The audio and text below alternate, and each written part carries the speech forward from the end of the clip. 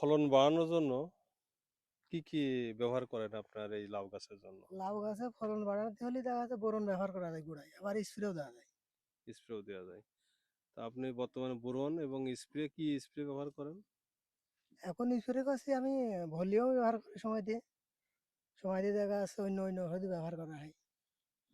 আবার ভলিউম হইলো কীটনাশক, তাই তো? ভলিউম কীটনাশক, আবার ওই আর যে তোমার গাছের অ্যালবা গোড়ায় আছে। ম্যানসারটা কি গাছের গোড়ায় দেওয়া লাগে? হ্যাঁ, ম্যানসারটা গাছের গোড়ায় একটু দূর, দূরে দেন, তাই তো? হাত খানিক দুধ দিয়ে দেওয়া দিলে পচা লাগা একটু কম হয়। বুঝতে পারছি।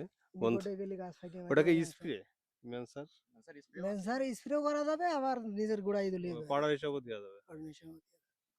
বন্ধুরা, যেমন বললাম এই যে লিটোসিন দেওয়া হয়েছে ওটা, আহ, দেখলেন যে আসলে গাছের গোড়ায় ম্যানসার দেওয়া হয়েছে। ম্যানসার পাউডার স্প্রে করে দিলেও হবে, আবার যদি মনে করেন যে এটা গাছের গোড়ায় চারপাশে দিলে ভালো হয়। তবে আর আপনার এই যে মানে যে পরাগায়নের জন্য কিছু ব্যবহার করেন কিনা লাভে? না, পরাগায়নের জন্য ওটা আমি আগে কিছু ব্যবহার করা হয়নি। এই পরাগায়ন যথেষ্ট। হাত পরাগায়ন করেন? না না, ওটা এই করা এই হয়নি। লাউয়ের এমনই একটা জাত যে পরাগায়নও করা লাগেনি ভাইয়ের। পরাগায়ন না করেও ওই দেখছেন কি সুন্দর একটা ফলন আসছে, খুবই সুন্দর ফলন আসছে। ওটা পরাগায়ন করার মতো সময় আমার থাকে না, ওটা আমি করিনি।